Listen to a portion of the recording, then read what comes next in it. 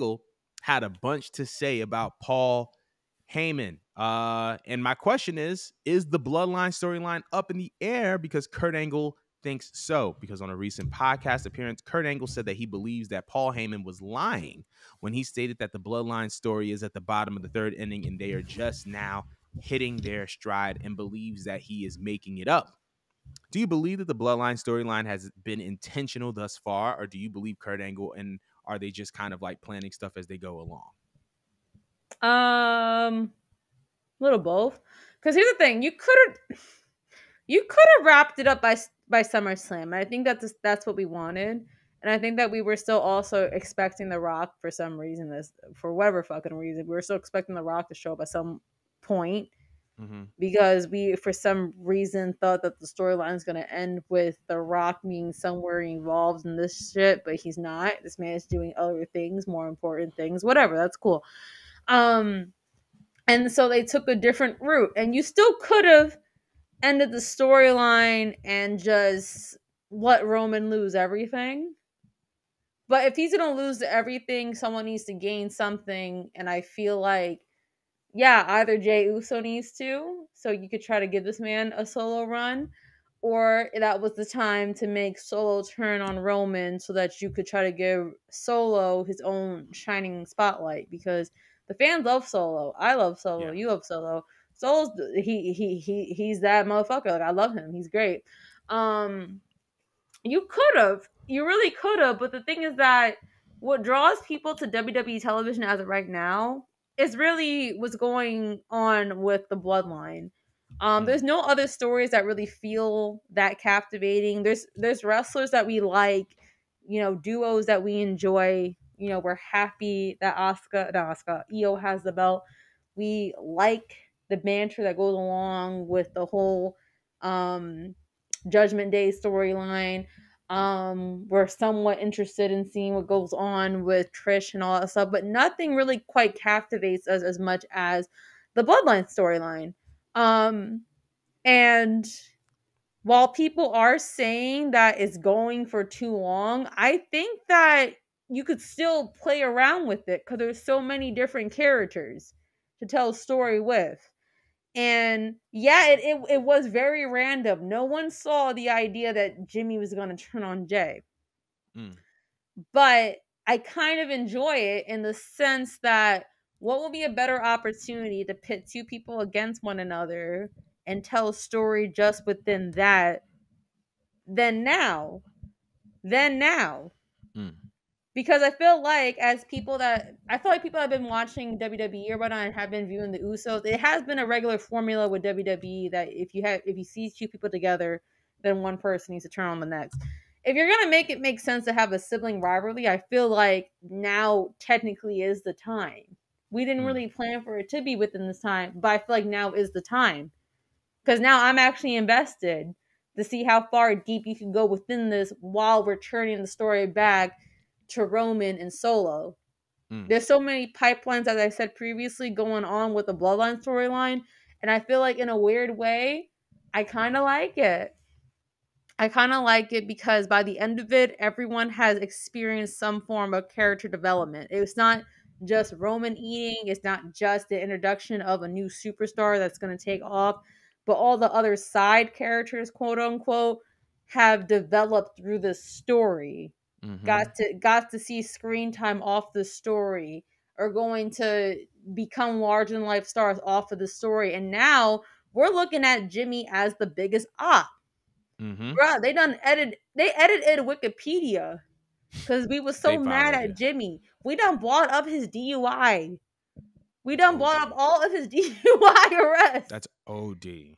Do you know how big of a heel you have to be to make a wrestling fan just take their time to go on Wikipedia and edit it like 4, 5, 6 times, calling him a cum stain, calling him Mr. DUI and all that stuff? It's kind of brilliant because you want to provoke a response out of the fans.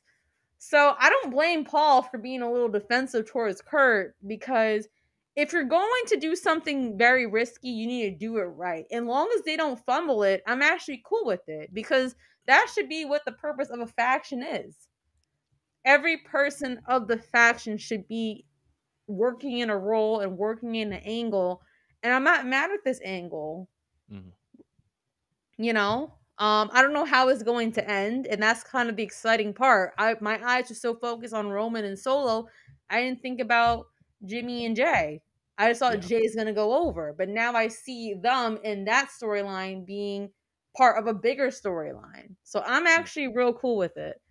But Jordan, I want to hear your take on Jay going over and Paul's response.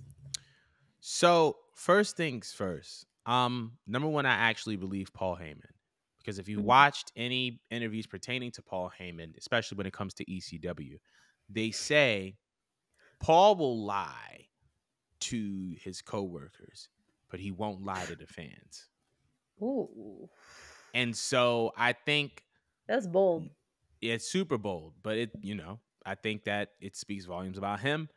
Um, that he is always honest with the fans because he understands that that's the consumer, and he understands that that's the important thing, is maintaining maintaining the consumer. Um, as it pertains to this storyline, I don't think that it's up in the air. However, I do believe that because the WWE audience has never been exposed to long-term storytelling the way that it's happening, it's easy to think that it's being made up on the fly. But when you look back at the last 3 years of the Bloodline storyline, you can see how intentional everything is. From Mhm. Roman coming in and winning the title the way that he did, to Jay and Roman feuding the first time, to Jimmy coming in, to Jay, Jimmy, and Roman dynamic, to Solo being brought in, to Sammy being brought in, to Sammy leaving, to Jay leaving, or Sammy leaving, to Jimmy leaving, to Jay leaving, to the split between everything has been very, very intentional. And in the Mhm. moment, we may have not understood the significance of it or what was happening, but in hindsight, we got it. And so when I'm looking at even down to the way that Jay kind of exited WWE, he speared Roman, he super kicked Solo, he speared Roman, and then he tagged Jimmy, and then he left. I think that this is going to lead to Jimmy and Roman feuding. And because Solo actually likes Jimmy more than he likes Jay, this is going to be maybe a part of the story in which Solo is going to continue to have a wedge driven between him and Roman because of his love for Mm. Jimmy. But like, I don't think that this is a story that's up in the air. We just don't understand what's happening because this is now a 3-year plus story, and we haven't been able to see a consistent 3-year plus story in WWE or wrestling in general. um we've had a series of matches that have happened over the course of a couple years when we talk about like Kenny Omega and Kazuchika Okada. Even Johnny Gargano and Tommaso Ciampa had something similar in the sense that it was a form of long-term storytelling, but it wasn't Not this as long as long. this A- shit. Mm-mm. and on top of that, they both sustained injuries during it. And it's actually a miracle, the fact that everybody is still healthy through all of this, for the storyline to keep going the way that it is. Right. So, but there's that. But I don't think that wrestling has seen anything like the Bloodline storyline. And I think that's even more of a reason to appreciate it, because it's like we're 3 years deep into a full blown, multifaceted, multi-layered story where more than one person is being made a star. And I think that that's just going to be, I think that that's kind of where we're at. I think that Kurt Angle is coming from the right place, because it's easy to kind of see this and say, "Oh man, they're just making it up." But I do think that they kind of planned this out, and that's kind of just how I feel about that. But we want to know how y'all feel about this Bloodline storyline. Do you agree with Kurt Angle, or do you think that, like Paul Heyman said, that this storyline is just getting started? But we're going to move on to the next topic.